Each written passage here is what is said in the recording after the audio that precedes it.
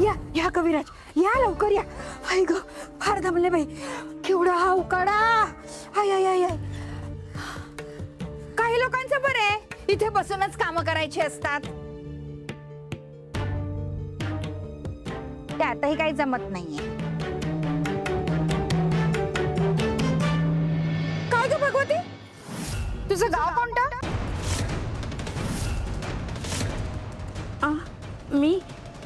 मी पंढरपूरची. आणि नवरा?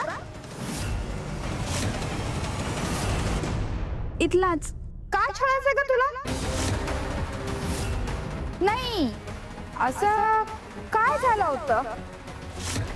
स्वभावच तसा होता ना त्याचा. म्हणून त्याला सोडलंस आणि इथे आलीस, बरोबर ना? किती प्रश्न विचारता तुम्ही कपिलाताई. बरं, ते सगळं जाऊ दे. माझ्या अजून एका प्रश्नाचं उत्तर दे. स्वामींबद्दल, स्वामी स्थानाबद्दल तुला कोणी सांगितलं की आधीपासून माहित होतं तुला?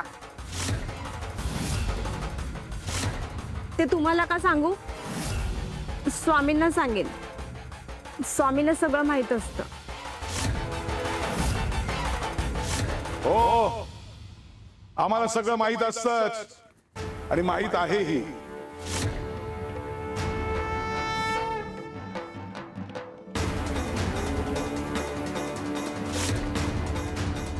जान के भी अनजान बनना सबकी फितरत,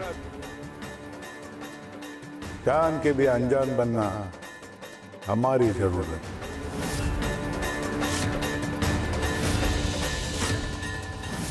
काय झालं कपिले? स्वामी, या भगवतीने स्वतःला सिद्ध केलं नाही आणि तिला स्थानावर आश्रय मिळाला. ही भगवती इथे स्थानावर राहण्यास पात्र आहे का हे तपासलंच नाही कोणी. उद्या कोणी येईल स्थानावर, उठसूट स्थानावर राहायला सगळे तयार होतील, कोणाचीही पात्रता नसताना. आणि हिच्या बाबत तर मला जरा शंकाच आहे. आणि त्यात कुणी सांगावं, ही भगवती कुठल्या उद्देशाने इथे आली ते? कपिले, तुझी इच्छा आहे ना, स्वामी स्थानावर आश्रयाला येणाऱ्या प्रत्येकाला आपली पात्रता सिद्ध करावी लागेल. हो स्वामी. ठीक आहे, होऊन जाऊ दे तुझ्या मनासारखं. कपिले, भगवती,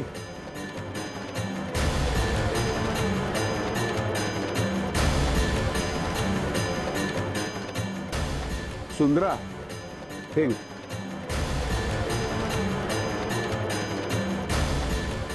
आतमधली खोली फळांनी भरलेली आहे. तिघींनी आपापल्या टोपल्या घेऊन जायच्या आणि फळं भरून बाहेर घेऊन यायचं.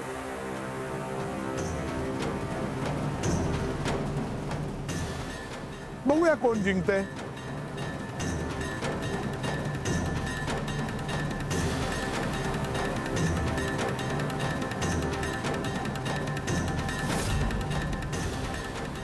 स्वामी देवांच्या मनात नक्की काय चाललंय?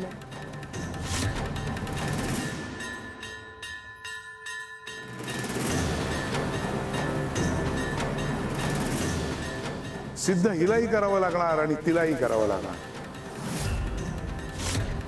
हिला हिची नियत आणि तिला तिचा ध्यास. खरे स्वामी, नियत लपवता येते पण गुरुपासून काहीही लपवता येत नाही. कविराज, इथे आश्रय मिळवणं सोपं आहे, पण पात्र ठरणं कठीण. खरे. बरं झालं कपिलाताईने हा मुद्दा मांडला. पण काय गयाताई? गुरु माणसाची परीक्षा घेत नाही, तर त्याच्या मनातलं सत्य समोर आणतात. आता बघूया काय सत्य समोर येतंय ते.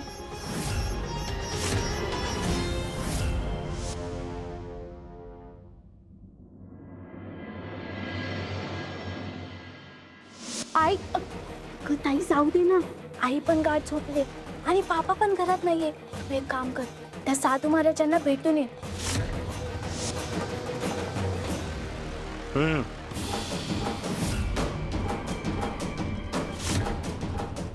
पाणी घेऊन ये.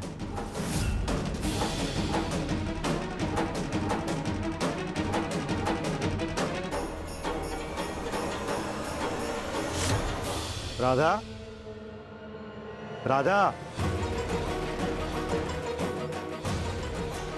राधा, राधा.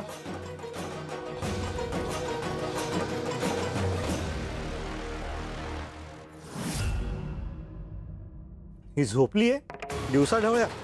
तब्येत तर ठीक होती मगाशी. हो ना बाबा, मलाही काही कळलंच नाही. अचानक झोप आली तिला. दमली असेल बिचारी. त्यात ताईची काळजी. राधा, अगं अशी झोपलीस काय? बरं वाटत नाही का तुला? काय होतंय? अचानक ग्लानी आली मला. मत खायचं तुमच्या मनात आलं, देवानं लगेच पाठवून दिलं. हा, आत्ता आठवलं.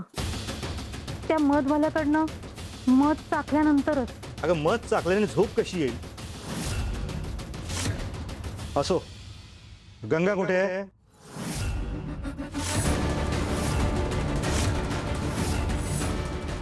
यामिनी, गंगा कुठे आहे? मी बाहेर गेलो होतो, ही झोपली होती. त्याचा फायदा घेऊन गंगा बाहेर तर नाही गेली ना? त्या स्वप्नात आलेल्या मंदिराची माहिती काढण्यासाठी. यामिनी, खरं सांग, गंगा कुठे आहे? बाबा, ताई काय झालं बाबा?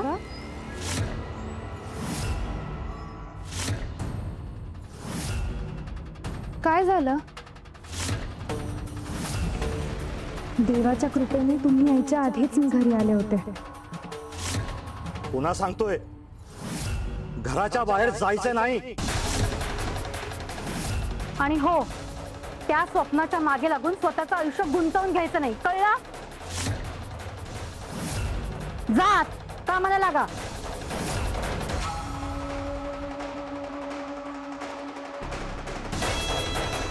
ते तूळ डोक्यातून गेलंय बहुतेक.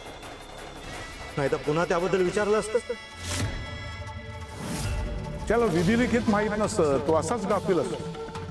त्याला वाटतं सगळी परिस्थिती आपल्या नियंत्रणात आहे, पण नियतीचे डाव माणसाच्या विचारांच्या कितीतरी पुढे चाललेले असतात.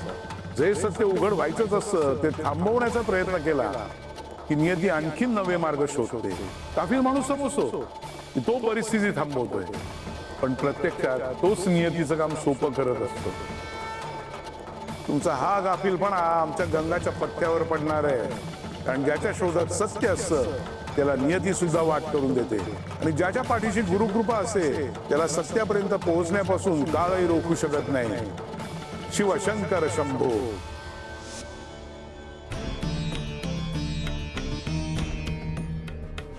अगं ताई, थोडक्यात बचावलं ना. बघ ना, तू बाहेर जाऊन त्या साधू महाराजांना भेटून आली. हे आई बाबांना कळलंच नाही आणि कळणारही नाही. आता अशाच पद्धतीने ते चित्र काढून त्या मंदिराची माहिती काढू, आणि तेही आई बाबांना कळणार नाही. कशी वाटली माझी कल्पना? यामिनी, तू आधी उठ इथून. का ग ताई, आता काय झालं? मी चित्र काढलंय. काय?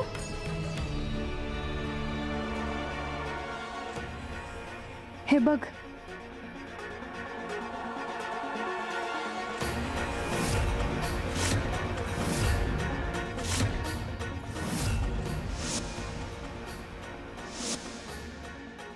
ताई, तू काढलेस हे चित्र?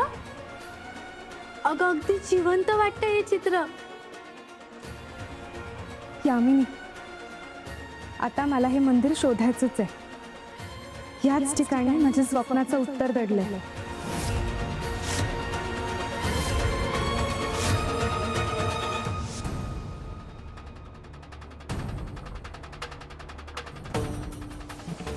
स्वामी, सर्वात आधी मी आले फळांची टोपली घेऊन. मी जिंकले ना?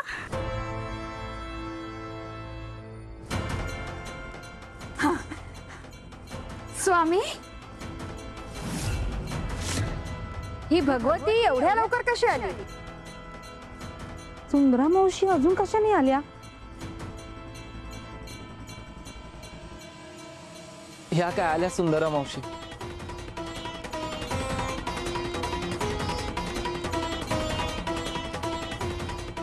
गया, आता निरीक्षण कर, कोणी कोणी कोणती कोणती फळं आणलीत त्याचं.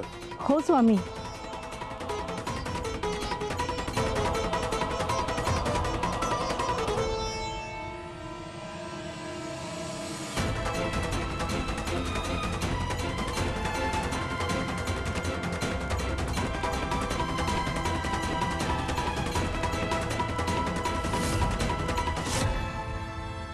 भगवती, अगं ही कसली फळं आणलीस तू? सगळी फळं नसलेत.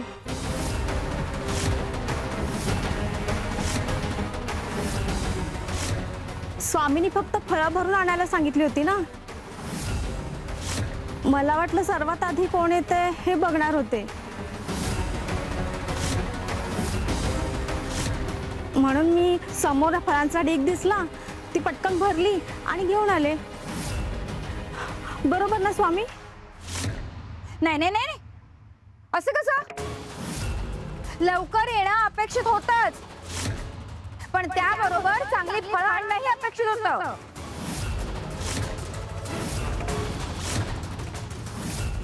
हा, आता काही गडबडीत माझ्याकडनं थोडी नासकी फळं आली, पण ठीक आहे, चांगली फळं देखील मी आणली आहेत. अहो कपिलाताई, म्हणजे तुम्ही सुद्धा अगदी शब्दशः अर्थ घेतलात. फळं भरायची आणि इथे घेऊन यायची. हो, नाही म्हणजे दोन्ही गरजेचंच होतं कविराज. सुंदरे, तुझ्या टोपलीत तर सगळी चांगलीच फळं दिसत आहेत. स्वामी देवा, मला वाटलं फळं तुम्हाला खायची आहेत, म्हणून मग मी चांगल्या फळांची निवड केली आणि तेवढीच घेऊन आले. आता तिघींनी एक काम करायचं, प्रत्येकीने आपापल्या टोपल्या घ्यायच्या आणि आतल्या खोलीत जायचं. 4 दिवस तिथेच राहायचं आणि तुम्ही जी फळं घेऊन आलायत तीच फळं तुम्ही खायची. काहीच हरकत नाहीये देवा, माझ्या टोपलीतली सगळी फळं चांगली आहेत, मला काही चिंता नाही. स्वामी, मलाही काही काळजी नाहीये, थोडीफार चांगली फळं आहेत माझ्याकडे. 4-5 दिवस चांगलेच जातील. आणि भगवती, तू काय करणार ग? स्वामी, आधी सांगितलं असतं तर मी असं केलं नसतं. मला वाटलं सर्वात आधी फळांची टोपली भरून आणायची. भगवती, नियती कधीच कुठलीच गोष्ट आधी सांगत नसते. तुम्हाला विचारपूर्वक आचरण करावं लागतं. देव प्रत्येकाला संधी देतो. काही जण आयुष्यभर सत्कर्म करतात आणि काही जण सोयीनुसार चांगलं वागतात, सोयीनुसार वाईट वागतात, आणि काही जण देवाला गृहीत धरून सतत वाईटच वागतात. लक्षात ठेवा, आयुष्यात गरज लागते तेव्हा हीच तुमच्या कर्माची टोपली तुमच्या कामाला येते. टोपली जर चांगल्या कर्माने भरलेली असेल तर वाट्याला चांगलीच फळं येणार आणि तुम्ही आयुष्यातली कोणतीही वेळ निभावून नेणार. खरंय स्वामी देवा, कर्म चांगली असणं महत्वाचं. कर्म चांगली असली ना की चिंतेचं, घाबरण्याचं काहीच कारण नाही. अगदी खरे सुंदरा मावशी. निशंक होई रे मना, निर्भय होई रे मना, प्रचंड स्वामी बळ पाठीशी नित्य आहे रे मना.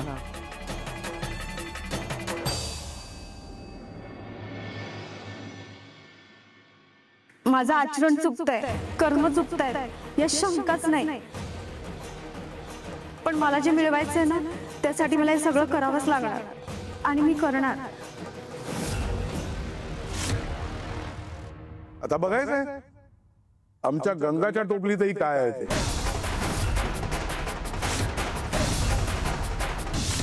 काय मग यातून काय शिकलात? देवा, कठीण काळात ही कर्माची टोपलीच उपयोगी पडते. जे पेराल तेच उगवतं आणि जे भराल तेच पुन्हा मिळतं. ते सगळं ठीक आहे स्वामी, पण मला हेच कळत नाहीये की 4 दिवस खोलीत राहायचं आहे की नाही.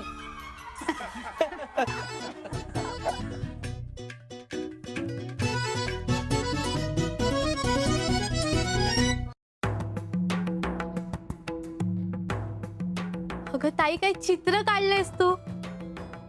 पण ताई, तू एवढे लवकर कसं हे चित्र रेखाटलंस? तेही स्वप्नात आलेलं मंदिराचं. हो ना, अगं मलाही कळलं नाही हे चित्र काढून कधी पूर्ण झालं ते. तुला माहितीये, हे चित्र काढत असताना मला सारखं असं वाटत होतं की मी त्या मंदिराच्या समोर उभी आहे. सारखं असं जाणवत होतं की या आधी कधीतरी मी हे मंदिर पाहिलंय. या मंदिराची आणि माझी काहीतरी ओळख आहे.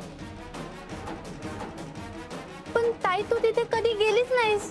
हो ना, मला माहित नाही हे मंदिर नक्की कुठे आहे, पण इतक्या स्पष्टपणे आणि बारकाईने ते माझ्या हातून रेखाटलं गेलं. हे मंदिर ज्या कुठल्या गावात आहे त्या गावाला जायची मला खूप तीव्र इच्छा होतीये. ओढ लागली असं म्हण. अशी ओढ मला कधीच कुठल्याच जागेची वाटली नव्हती. यामिनी, तुला माहितीये, मी हे चित्र काढताना ना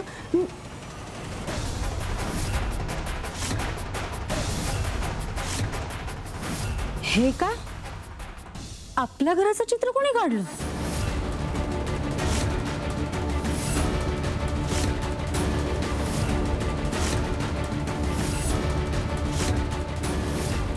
हे कसं शक्य आहे? अगं ताई, आत्ताच तर यात आताच काय? तुम्ही दोघं इथं काय करताय नक्की?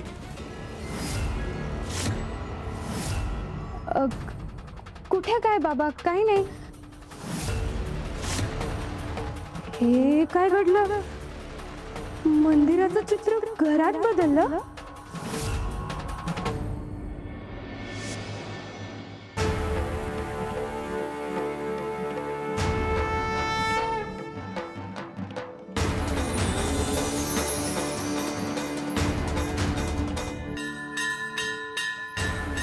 दोन काळ, दोन आयुष्य एकमेकात मिसळत आहेत. गंगा, एकेकाळी तुझं घर हेच मंदिर होतं, त्याचीच ही साक्ष.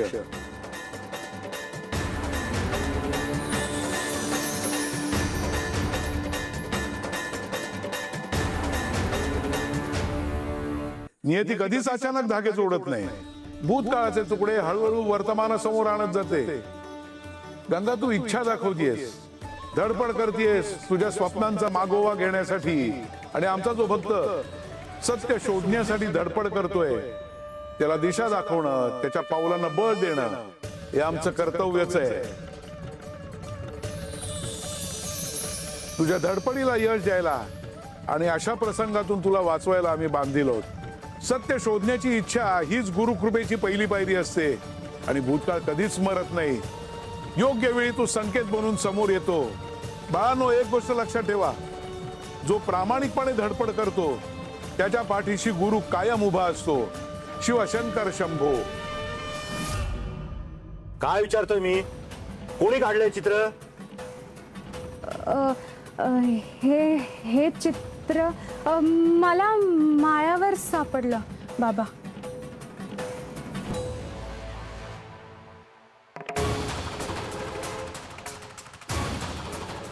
माळ्यावर?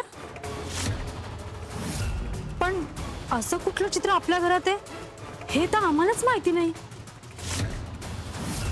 हो ना, कुणी ठेवलंय माळ्यावर? बाबा, ते कदाचित कोणीतरी भेट म्हणून दिलं असेल आणि माळ्यावरती जुन्या सामानात राहिलं असेल. हो ना आई, बरोबर बोलतीये ती. राधा, तू गुरुजींकडे जाऊन ये. ते पत्रिकेचा अभ्यास करून नीट काय ते सांगणार होते. मला सरकारी कचेरीत काम आहे, तिकडे जायचंय मला. ठीक आहे. आणि हो, तुम्ही नीट ऐका. मी आणि आई परत येईपर्यंत बाहेर पडायचं नाही. हे चित्र मंदिरातून घरात का बदललं? या सगळ्यामागे नक्की काहीतरी आहे जे आई बाबा लपवतायत.